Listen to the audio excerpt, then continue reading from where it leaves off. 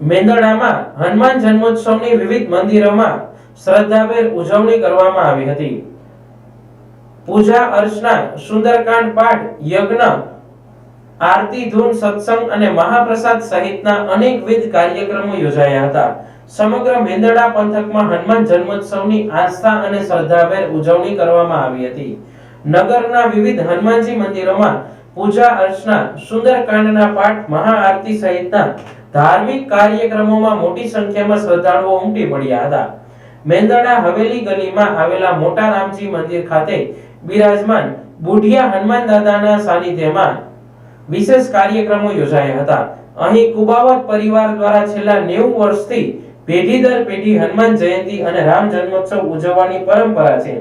હાલ ડોક્ટર માર્મિક કુબાવત આ સેવાકીય પ્રવૃત્તિ સંભાળી રહ્યા છે, જ્યાં ધૂન, સુંદરકાંડ અને પ્રસાદીનું ભવ્ય આયોજન કરાયું હતું.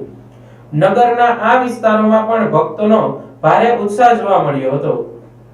નગરના અન્ય વિસ્તારોમાં પણ ભક્તોનો ભારે ઉત્સાહ જોવા મળ્યો હતો. ભરવાડ શેરી પંચમુખી હનુમાનજી મંદિરે વિશેષ પૂજન વિધિ કરવામાં આવી હતી.